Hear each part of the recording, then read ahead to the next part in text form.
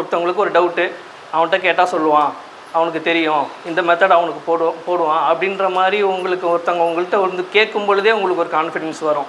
So அதை நீங்கள் increase பண்ணிக்கணும். லாஸ்ட்டாக வந்து என்ன அப்படின்னா, மதியத்துக்கு அப்புறம் ஈவினிங் டைமில் ஒரு ஜிஎஸ் படிக்கணும் கண்டிப்பாக. இது எல்லாத்தையும் நீங்கள் முடிச்சுட்டு லாஸ்ட்டாக என்னென்னா, நீங்கள் என்ன இன்றைக்கி ஃபுல்லாக படிச்சிங்க அப்படிங்கிறத ரீகால் பண்ணணும். அந்த ரிவிஷன் அப்படிங்கிறது மட்டும்தான் உங்களை வந்து 165 கொஸ்டின்ஸ் வந்து எல்லாருமே போட்டுருவாங்க, நார்மலாகவே போட்டுருவாங்க. நீங்கள் ஒவ்வொரு நாளும் பண்ணுற ரிவிஷன்ஸ் தான் உங்களை ஒவ்வொரு கொஸ்டினை வந்து முன்னாடி ரேங்கை கொண்டுட்டு போகும். அது சாரே சொல்லியிருப்பாங்க. அதனால் வந்து காலையில் நீங்கள் இப்போ தமிழ் இப்போ இருக்கிற சிலபஸ் படி நீங்கள் படிக்கிறீங்க அப்படின்னா, ஃபஸ்ட்டு வந்து புக் வைஸ் ஏதாவது ஒரு புக்கு முடிச்சிருங்க. ஓகேங்களா? நீங்கள் வரும்போது 6th தமிழோ இல்லை 7th தமிழோ இலக்கணம் ஃபுல்லாக நீங்கள் ஏதோ ஒரு சிலபஸை வந்து புக் வைஸ் ஃபஸ்ட்டு முடிக்கணும். புக் வைஸ் முடிச்சுட்டு திருப்பி காலையில் ரிமைனிங் இருக்கிற டைமில் வந்து அந்த சிலபஸ் எடுத்து வச்சுக்கிட்டு, சிலபஸில் ஈஸியான டாபிக்ஸ் அப்படின்னா ஒரு 2 டாபிக் 3 டாபிக் படிக்கணும். இல்லை கஷ்டமான டாபிக்னால் அந்த ஒரு நாள் வந்து அந்த ஒரு டாபிக் எடுத்து படிக்கணும். ஸோ நீங்கள் காலையில் தமிழ் படிக்கிறீங்க அப்படின்னா ஃபஸ்ட்டு வந்து ஒரு புக் வைஸ் ஒரு ஸ்டாண்டர்ட் படிக்கணும். இப்போ 10th நீங்கள் ஃபஸ்ட்டாக புதுசாக வரீங்க அப்படின்னா உங்களுக்கு வந்து அதை நீங்கள் ஃபுல்லாக படிக்க முடியாது. இலக்கணத்தை ஒரு நாள் காலையில் அந்த 2 hours 3 hours படிக்க முடியாது. ஸோ ஒரு இயல் 2வது இயல் அப்படின்றத நீங்கள் பிரிச்சுக்கோங்க.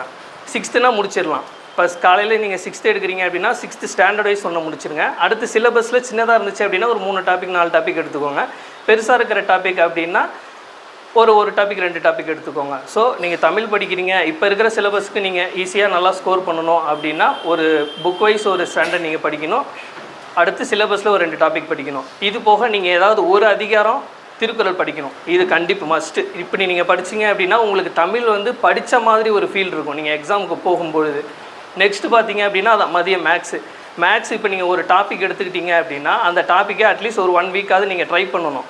இப்போ ஒரு நாள்லேயே 2 நாள்லேயே நீங்கள் போட்டு பார்த்துட்டீங்க அப்படின்னா நீங்கள் வந்து உங்களுக்கு போட்ட மாதிரி ஃபீல் இருக்கும் அந்த இடத்துல. ஆனால் ஒரு சம்மை வந்து நீங்கள் போய் அங்கே அந்த இடத்துல வந்து நீங்கள் ஃபேஸ் பண்ணும்போது உங்களுக்கு ஒரு டவுட் வரும். அதனால் என்ன பண்ணணுன்னா ஒரு சின்ன டாபிக் இப்போ சிம்பிளிஃபிகேஷன் அப்படின்லாம் பார்த்தீங்கன்னா அதுலேயே உள்ளாரே நிறைய இருக்கும். ஸோ நீங்கள் அந்த டாபிக்ஸ் என்ன பண்ணணுன்னா ஒரு வாரம் பிரிச்சுக்கிட்டு நீங்கள் அந்த ஒவ்வொரு டாப்பிக்கையும் நீங்கள் ஒரு நாள் 2 நாள் போட்டு பார்க்கணும். நீங்கள் அந்த டாபிக்ஸில் உங்களுக்கு ஒரு டிஃபிகல்ட்டி சம்ஸ் இருக்கும், அதை வந்து நீங்கள் தனியாக எழுதி வச்சாலும் சரி, இல்லை ஸ்க்ரீன்ஷாட்டில் எடுத்து ஃபோட்டோவில் வச்சுக்கிட்டாலும் சரி, அது உங்களோட விருப்பம்.